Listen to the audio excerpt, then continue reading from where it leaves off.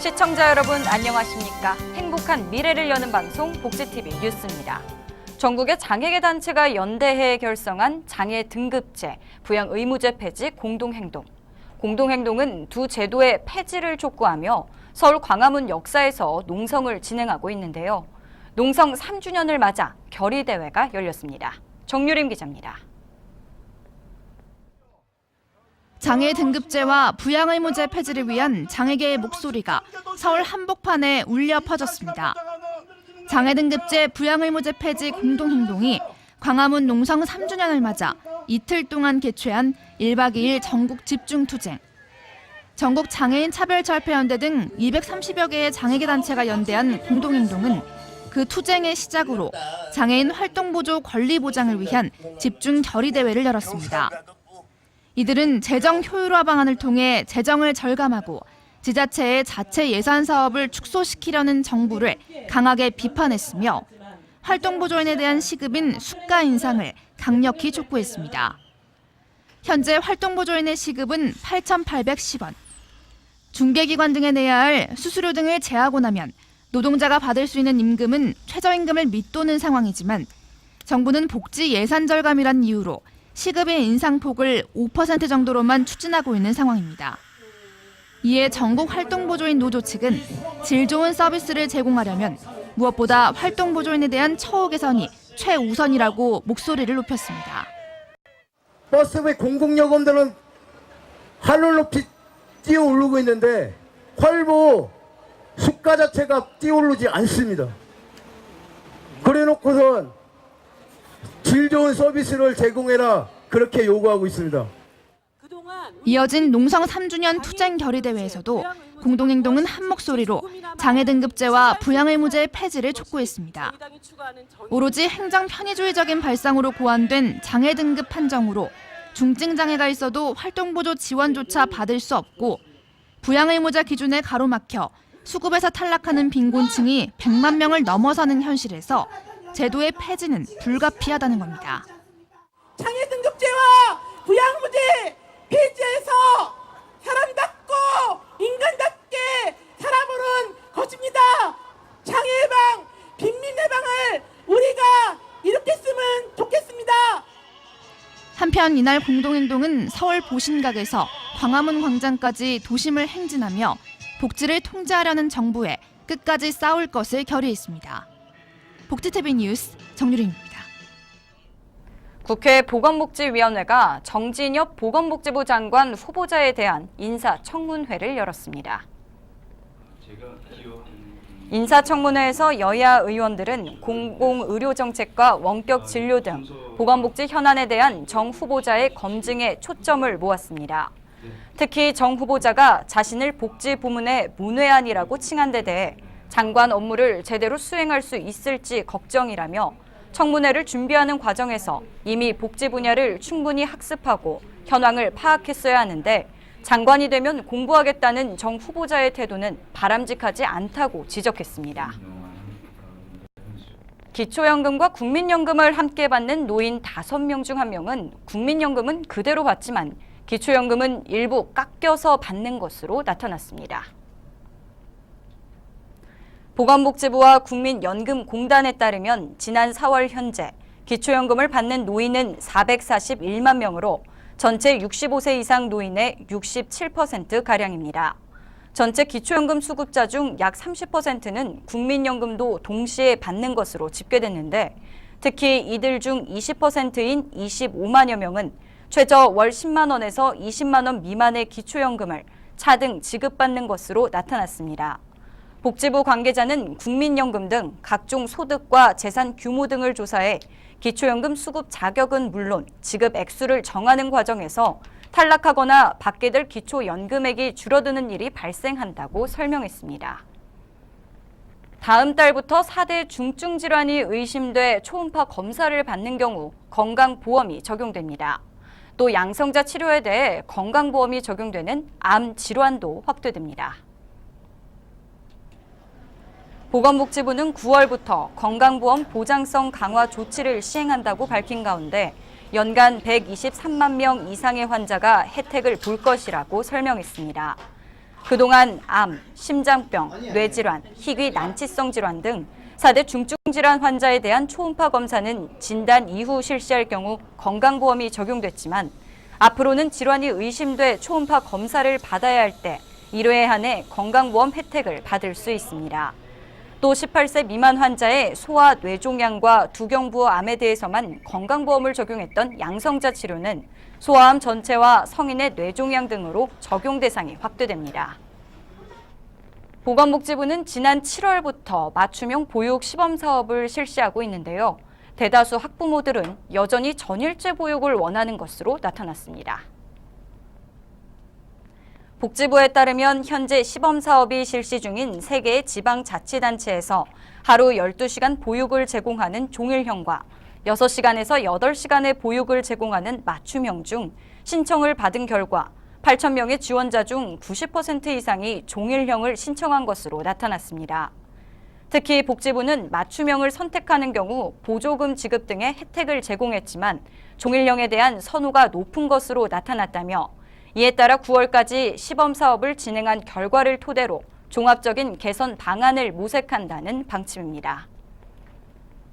경기도 분당의 한 복지관에서 매달 한 번씩 특별한 콘서트가 열리고 있습니다. 세상을 바꾸는 시간 60분이라는 토크 콘서트인데요. 박정인 기자가 다녀왔습니다.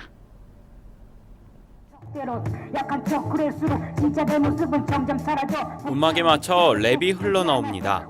술렁이던 관객들은 랩에 맞춰 박수를 치고 원을 그리며 환호합니다. 성남시 장애인권리증진센터가 지역 주민과 복지관 이용자를 대상으로 토크 콘서트 세상을 바꾸는 시간 60분을 열었습니다.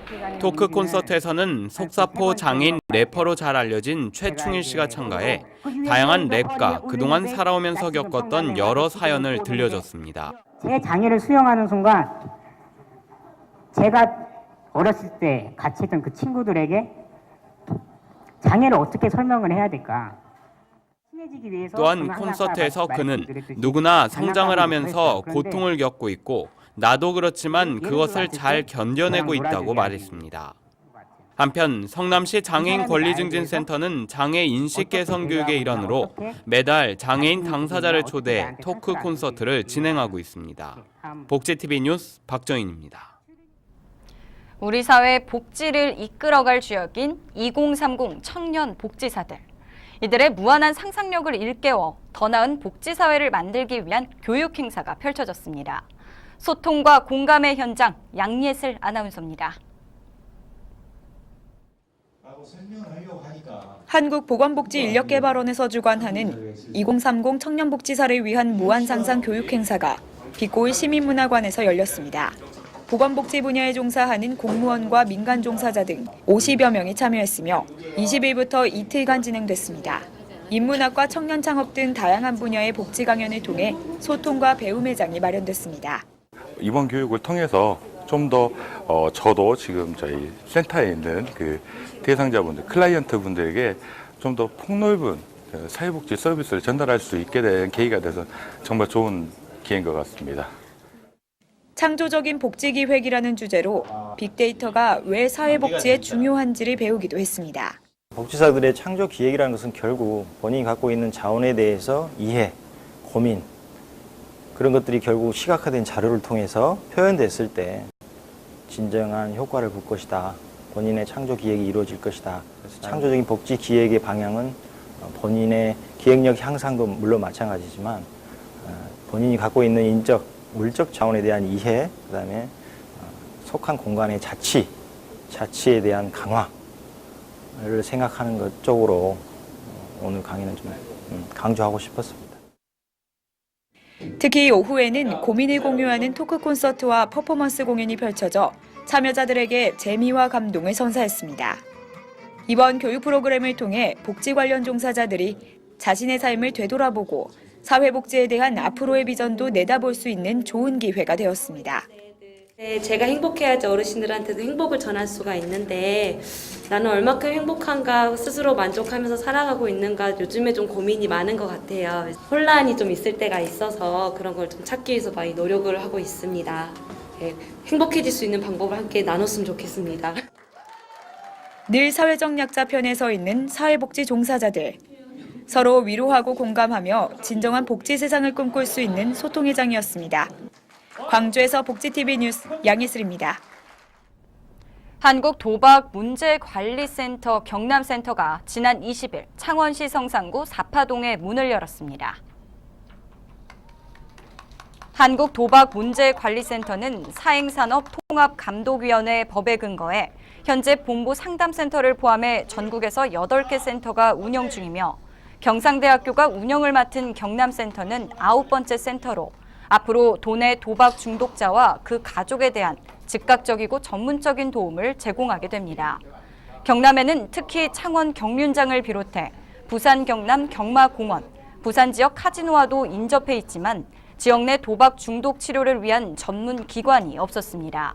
이에 경남센터는 도박 중독 예방 홍보 사업, 치유 재활 사업, 국제 교류 등의 전문적인 활동을 펼쳐나간다는 계획입니다.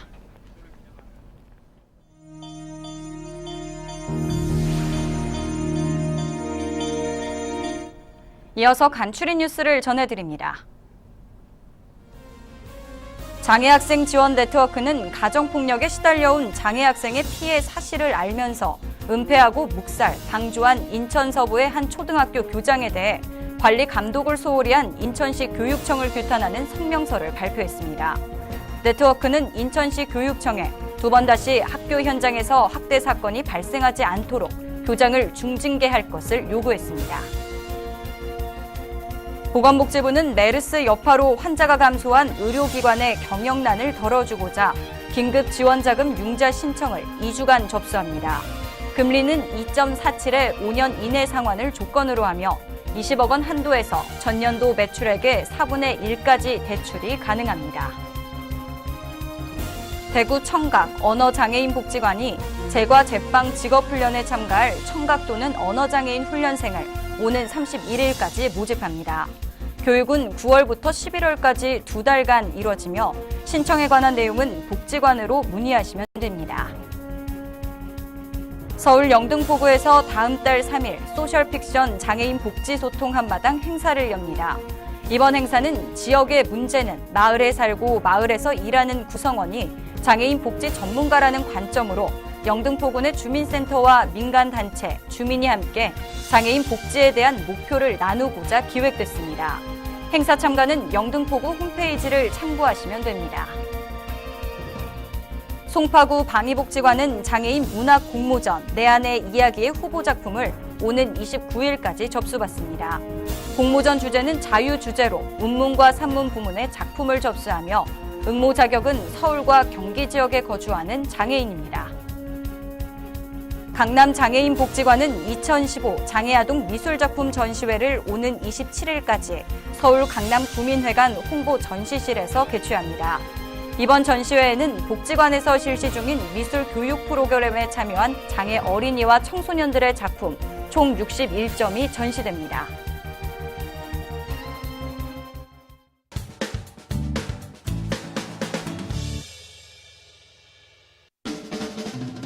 한 주간의 사회복지 소식을 한눈에 알려드리는 시간 복지 게시판입니다. 삼전복지관에서는 초등학교 대상 장애 인식 개선 프로그램 또랑또랑 대학생 서브토즈 2기를 모집합니다. 사회복지, 아동학, 특수교육 관련 전공생과 장애 인식 개선에 관심 있는 대학생이라면 누구나 참여 가능합니다. 자세한 사항은 삼전복지관으로 문의하시기 바랍니다. 해밀학교에서는 다문화 청소년들의 꿈을 응원하는 인순이 나눔 음악회 서브토즈를 모집합니다. 강원도 홍천에 위치한 해밀학교는 가수 인순이가 설립한 국제문화특성화 대안학교입니다. 자세한 사항은 해밀학교로 문의하시기 바랍니다. 지금까지 복지 게시판이었습니다. 장애 등급제와 부양의무제 폐지를 위한 외침, 그리고 농성 3주년의 시간. 정부는 이제 복지 재정 효율화를 이야기하며 사업 축소를 위한 압박마저 가하고 있습니다. 장애 당사자의 목소리가 배제된 정책이 효율적이라고 볼 수 있을까요? 행복한 미래를 여는 방송 복지TV 뉴스를 마칩니다. 시청해 주셔서 고맙습니다.